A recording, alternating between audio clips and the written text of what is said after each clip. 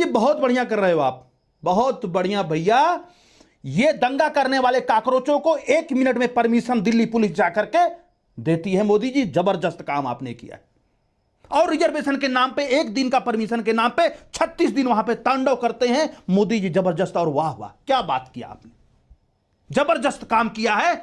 और एक काकरोच दंगाई जो है वहां पे संसद भवन को घेरने के नाम पे वहां पे दंगा उन्होंने किया। वहां पे उन्होंने माता सीता, प्रभु राम और भारत माता का अपमान किया। भारत तेरे टुकड़े टुकड़े वाले गैंग को आपने बिल्कुल दमाद माफिक जो है वहां पे सुविधा दी, एक शब्द भी नहीं बोला।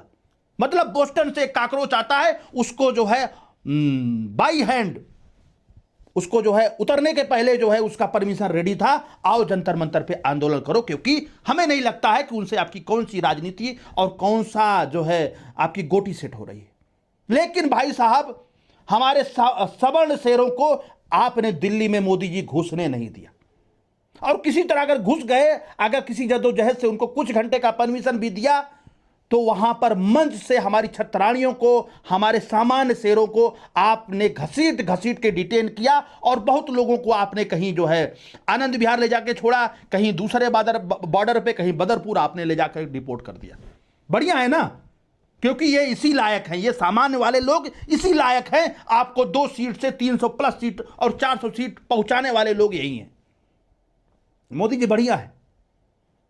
ये वही लोग हैं जो राजा को भगवान मानते हैं। और आपका जो राजा, कहते नहीं राजा कर्तव्यनिष्ठ है, धर्मनिष्ठ है, कर्तव्य परायण है, आपकी धर्मनिष्ठा और कर्तव्य निष्ठा दिखाई पड़ रही है।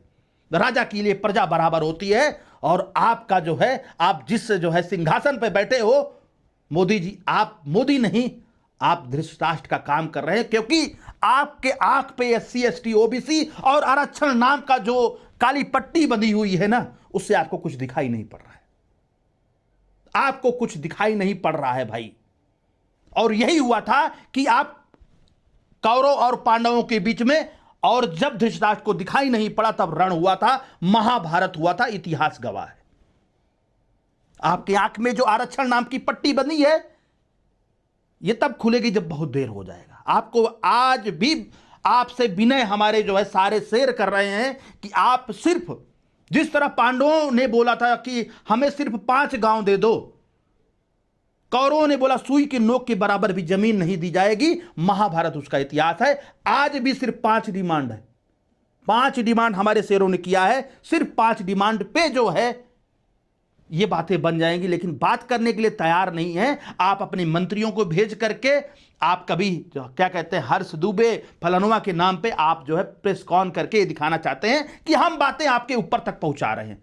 भाई ब्रजेश पाठक कौन होते हैं ऊपर तक पहुंचाने वाले?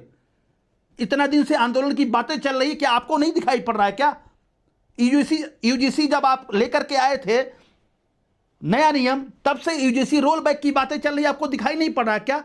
केंद्र सत्ता को क्या लोकल लेवल से बात जाएगी तब समझेंगे, या सिर्फ चूरन की बातें हो रही हैं? सिर्फ चूरन दिखाना, चटाना चाह रहे हो ब्रजेश पाठक जी आप। अब आंदोलन शुरू हुआ, किसी कीमत पे बैक नहीं होने वाला है।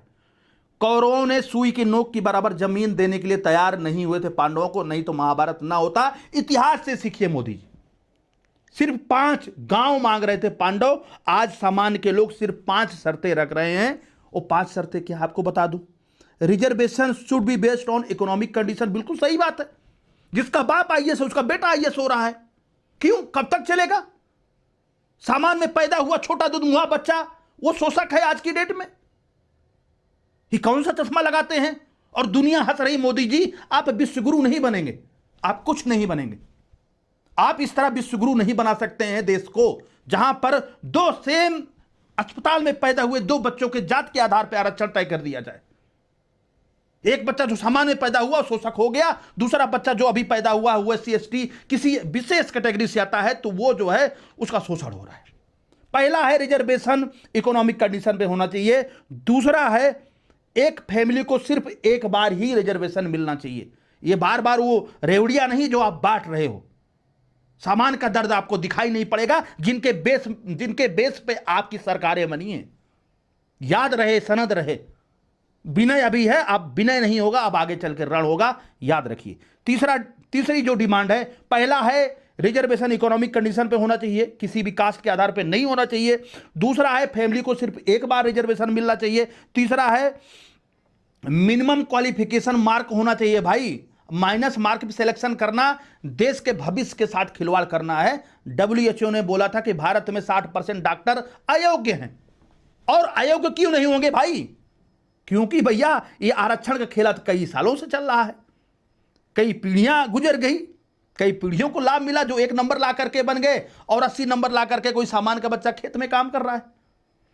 तो तीसरा यह है। चौथा यह है कि अगर रिजर्वेशन मिनिमम क्वालिफिकेशन पे होता है और सीट नहीं फिल होती है तो वो सीट जो है क्वालिफिकेशन क्या कहते हैं मेरिट के आधार पे भरी जाए, अगर रिजर्वेशन कोटा बच जाता है तो।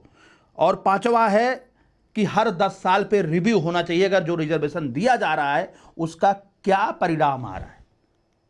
भाई अभी जल्दी में आपने छात्रवृत्ति का अनाउंस किया है SC ST OBC के लिए, सामान्य के बच्चे नहीं, कि सामान्य के बच्चे गरीब नहीं होते हैं। मतलब 21 तारीख को आरक्षण, 21 तारीख को आपने छात्रवृत्ति मतलब स्कॉलरशिप